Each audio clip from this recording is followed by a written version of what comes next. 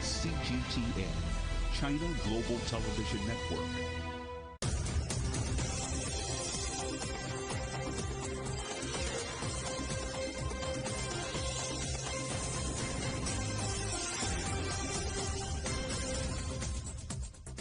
Hello and welcome to The World Today, live from CGTN in London. I'm Jamie Owen. Our top stories. At least 18 people are killed in the deadliest day of protests against Myanmar's military takeover. Our other headlines: Hungary's Prime Minister becomes the first EU leader to receive China's Sinopharm vaccine. After the pandemic, paying the bill, the UK's finance minister warns support for business can't last forever. And Donald Trump's first speech since leaving office as he tries to tighten his grip on the Republican Party. Police have opened fire on protesters in Myanmar in the deadliest day so far in weeks of demonstrations against the army. The United Nations says at least 18 people have been killed. It came as thousands of demonstrators gathered in cities across the country to protest against the military takeover earlier this month. Liz Whittaker reports. It was the army's most aggressive crackdown yet. Police moved quickly to stamp out the protests early on Sunday morning. In the largest city, Yangon, stun grenades and tear gas failed to break up the crowds, so live ammunition was fired into the air instead. Anything to rein in what is now weeks of demonstrations. These young protesters were prepared for violence, wearing hats and goggles and carrying shields. They'd witnessed the police's increasingly violent response on Saturday. We want to protect our people, as the police aren't doing that. They're attacking us instead. The army is acting illegally, so the citizens need to protect themselves. Medics who'd been on strike against the army's takeover went back to work to treat the wounded. This social media video shows people being carried to safety. One man lying motionless on the road. The Red Cross says this man had been shot in the southern port city of Daya. Paramedics also tended to the injured in Mandalay. Hundreds of protesters wore masks of their former leader Aung San Suu Kyi, demanding her release, holding up a three-finger salute, a symbol of resistance. Suu Kyi's not been seen since the army seized power from her elected government on February the 1st. Although they've not produced any evidence, military leaders say there was widespread fraud in November's election. Outside Myanmar, the takeover and violence have been widely condemned. Liz Whittaker, CGTN.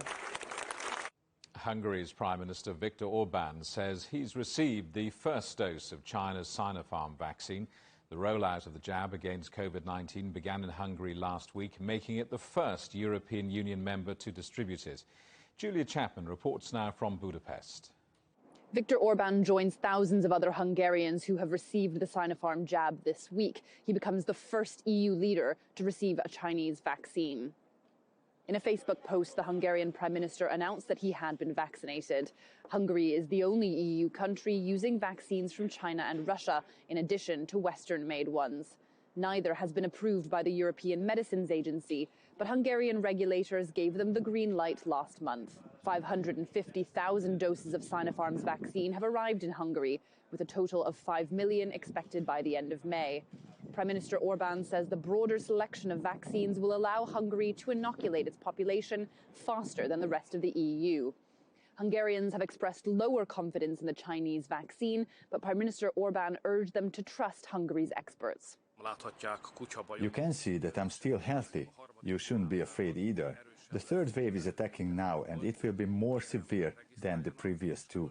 Please get registered and get vaccinated. This is the only possible defense. COVID-19 cases have been rising sharply, and restrictions to curb the virus were extended to mid-March. In an interview on Friday, Viktor Orban said without the Chinese and Russian vaccines, we would be in big trouble. He vowed that Hungary would be the most vaccinated country in the bloc by Easter. His optimism comes as many European countries lag behind in their vaccine rollouts, affected by supply delays and skepticism over the AstraZeneca jab. Julia Chapman, CGTN, Budapest. The Czech Prime Minister, Andrej Babiš, says he may roll out Russia's Sputnik V coronavirus vaccine without EU approval. The Czech Republic is among the worst hit by the pandemic. The country has so far used the Pfizer-BioNTech, Moderna and AstraZeneca vaccines. The Prime Minister says approval from the Czech Drugs Authority will be enough to start administering the Sputnik V vaccine. Meanwhile, Germany is expected to approve the AstraZeneca vaccine for over 65, reversing an earlier decision. The UK is marking another milestone in its vaccine rollout. More than 20 million people have now received a COVID-19 shot. And in another boost, the British government has announced it plans to spend an extra $7 billion to help high street shops and restaurants recover from the pandemic. It's all part of the UK's budget announced this week, but as Nicole Johnston now reports, the government is warning the country's debt levels can't last forever. Almost a year on from the pandemic, and London still looks like this. Empty streets and shuttered businesses. It's the same all over the UK. The country has been locked down since the start of the year and won't fully open up until summer at the earliest. But now the government is offering one-off grants of up to $25,000 for restaurants, pubs and non-essential shops to tide them over until they can reopen. Well, I think given the scale of the shock that we've experienced, this isn't a problem that we're going to be able to fix overnight. It's going, of course, to take time. But I think the key thing is right now to keep supporting the economy as we have been, provide that reassurance to families, make sure that support is in place as we move through the roadmap. Restaurateur Sam Harrison says the biggest problem for most businesses is trying to pay their rent after months of lockdown. Rent is very complicated, but it's basically the biggest overhead for most restaurants. And technically, by the terms of a lease, most of us still have to pay rent while we're unable to trade. There are 700,000 shops, restaurants, gyms and hair salons eligible for the high street grants.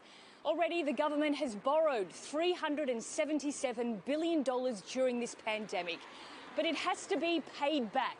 And there are indications that increased taxes are coming for high-income earners and corporations. The UK has borrowed money while interest rates are at an historic low. The Chancellor is concerned that just a 1 percentage point increase would cost the government an extra $34 billion a year to service its debt. Back at the restaurant, and Sam Harrison wants to see business rates relief, an extension of furlough and support for rent. Sadly, a lot of restaurants and hospitality businesses are just going to run out of money.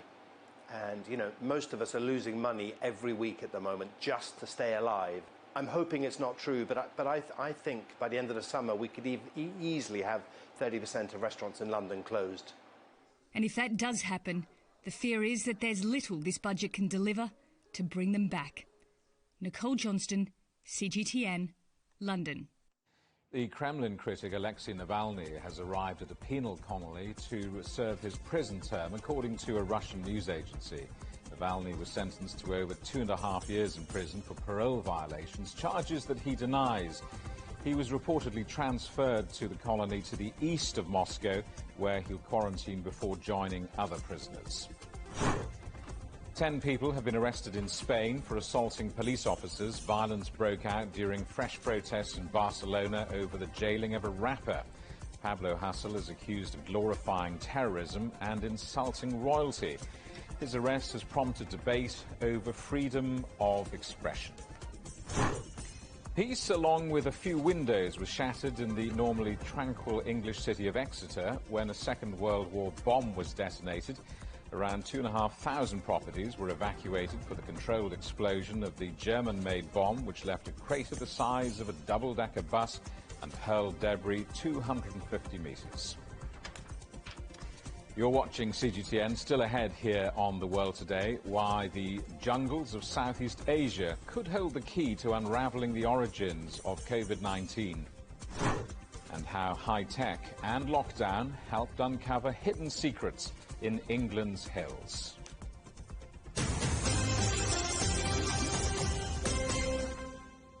Hello, I'm Stephen Cole at CGTN's European headquarters in London.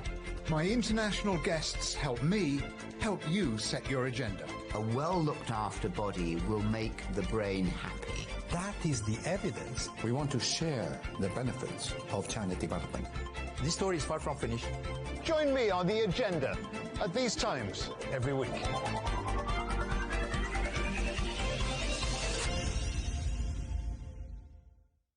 There is no more they, or you, or me. In today's economic landscape, there is only we. An interconnected world of business, trade, and investment. Daily coverage told simply, with insight and new perspectives. Global business. We've got the world covered. NPC and CPPCC, China's biggest annual political gathering of lawmakers and political advisors. As the world's second largest economy recovers from the pandemic, it chalks out plans for the coming year and beyond. With new proposals, laws, and targets, CGTN brings you unmatched coverage of the meetings that matter. Exclusive interviews, people's voices, in-depth analysis, and the impact on the rest of the world. China's 2 sessions begins March 4th. Live and exclusive on CGTN.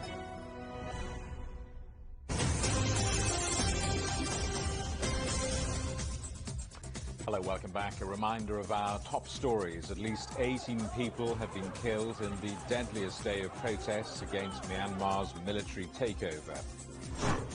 Hungary's Prime Minister becomes the first EU leader to receive China's Sinopharm vaccine.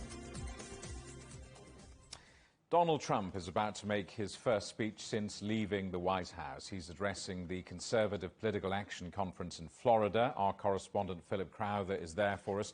Philip, why is Mr. Trump there? Well, maybe to create big headlines, because I can tell you that the biggest headline that would come out of this CPAC conference here in Orlando would be any mention by the former president of his political ambitions from here on in. Maybe even a mention of running, or maybe not running, in the year 2024 in the next presidential election, or maybe taking himself out of the race. All of that is relatively unlikely, but it would undoubtedly create the biggest headlines he could possibly get here. Now, the other reason that Donald Trump has to speak here, other than liking the limelight, of course, is that he can come out of this event as essentially the leader of the Republican Party and of the conservative movement.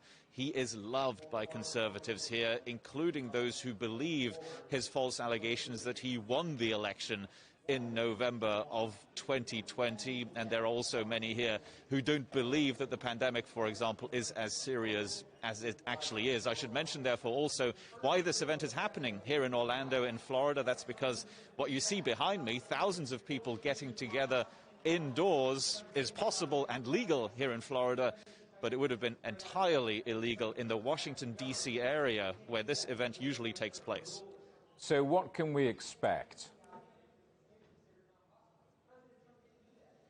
Well, take into account the fact that not only is this going to be the first speech by Donald Trump since he left the White House, but also one of the first big speeches since he was banned from Twitter. So maybe we'll see a stream of consciousness speech from him, all of those tweets that he maybe wanted to write and wasn't able to. Now, we do know that he'll be criticizing quite a few people on the stage, of course, the likes of Joe Biden, undoubtedly, the current president, of course. Why? Because he has undone so much of what was done during the Trump administration. Take, for example, the re-entrance of the United States into the Paris Climate Accords, Joe Biden's less aggressive stance, if you will, on illegal and legal immigration, all of those things that Donald Trump does not like to see. He's also going to criticize members of his own party, of course, and mainly those Republicans in Congress who dared vote for his impeachment so recently. And then one other thing that's worth noting, of course, might he talk about what he believes was fraud during the election in 2020? It's very likely, more than anything, because people here, his supporters, firmly believe that as well. They believe that Donald Trump should still be president of the United States. Philip, thanks for that. Good to talk to you. Philip Crowther there in the United States. Well, let's stay in the US because millions more Americans can look forward to receiving the coronavirus jab in the next few weeks after US regulators authorized Johnson & Johnson's single-dose COVID-19 vaccine made by the Belgian firm Janssen. It's the third vaccine to be approved in the US following Pfizer, BioNTech and Moderna, both of which require 2 doses. Thousands of people have taken to the streets in the Argentine capital of Buenos Aires, protesting about a VIP vaccine scandal. News broke last week that people were jumping the queue by using their connections to access COVID-19 vaccines. The scandal and the shortage of vaccines has highlighted fears over corruption and access to inoculations. Thai police have used tear gas and water cannon against protesters in Bangkok. Demonstrators had marched on a military base, calling on the king to give up control of an army unit. Protesters threw bottles at the police and barricaded an entrance to the base. Demonstrators are demanding the Prime Minister's resignation and reform to the monarchy. Hong Kong police have charged dozens of activists with conspiracy to commit subversion under the national security law. 47 people face a single charge of subversion and will appear in court on Monday. Last year, Beijing lawmakers voted to impose the law, making secession, subversion and collusion with foreign forces illegal after mass protests in 2019. The search continues for 317 schoolgirls kidnapped in Nigeria's northwestern state of Zamfara. Kidnappings are common in this part of the country and carried out for ransom. CGTN's Deji Badmus reports. What we understand is that the security agents have been able to locate the forest where these girls have been kept. The only reason why they are not storming the place is to prevent any form of casualty now. Now, besides the military operation that is going on, talks are also going on, being led by the governor of that state. That's what we understand.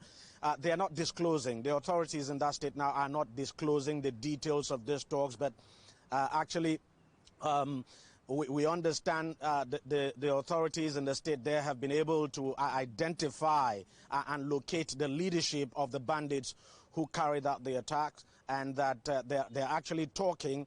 And what we're getting is that sooner than later they would reach some kind of agreement and that these girls would be released. Israel has widened its search for the ship behind a huge oil spill in the Mediterranean. Investigators say a Greek-owned tanker is no longer suspected of being responsible. It's being described as one of the worst ecological disasters in Israel's history. Volunteers are helping to clean up, but marine biologists say it could take decades to undo the damage. Stephanie Freed reports. The first sign of a serious problem was a dead baby fin whale washed up on Israel's shores last week. Now it seems like we're dealing with hundreds of tons on the Israeli beach alone, and other beaches along the Levantine coast were hit as well. Teams of volunteers clean up Israel's coastline every day. The work is painstaking and tedious. I knew that if I didn't come to do this, it would take a much longer to get all the politicians together to do this. So we have to rely on ourselves and get out here and clean it. Israel's government clamped a gag order on details of the investigation into the spill and issued a warning against visiting beaches and swimming in the sea. The country's health ministry banned the sale of Mediterranean-fished seafood. Environmentalists say this accident is a glaring warning. Israel was caught with its pants down, so to speak. We are not prepared to handle large amounts of oil on our beaches. And although we get mostly tar here, which is easier to handle than oil, already we see that we've been caught unprepared. Israel's government pledged millions of dollars to documenting the damage and cleaning up the shoreline. The cleanup effort is expected to continue for weeks. Stephanie Freed, CGTN, Central Israel. Researchers in Cambodia and Thailand have found a virus that is closely related to COVID-19 in horseshoe bats. It's the first known relative of the coronavirus to be found outside China, and it's hoped the discovery will help the search for the pandemic's animal origins. Josita Saukar reports. It is the world's most pressing scientific puzzle. But could the jungles of Southeast Asia hold the missing piece?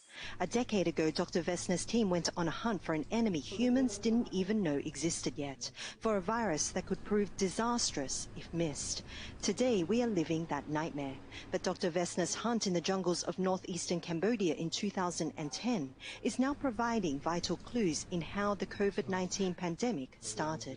What he uncovered from bat samples that were stored in the freezer lab in Phnom Penh are the first known relatives of SARS-CoV-2 to be found outside China.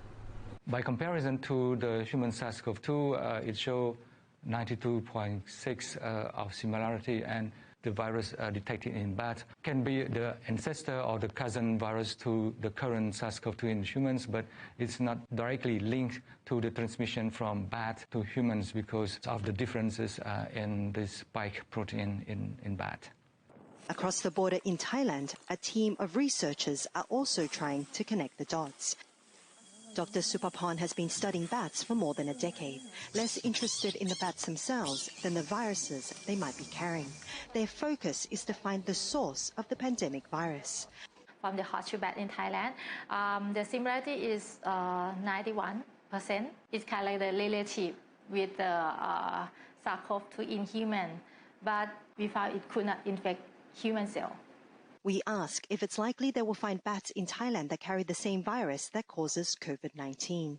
I am quite confident that in Thailand we will find the similar to the original one. Although the origin of COVID-19 remains unresolved, recent research from Cambodia and Thailand seems to suggest that the geographic distribution of the SARS-CoV-2 virus could be much wider than what is previously understood.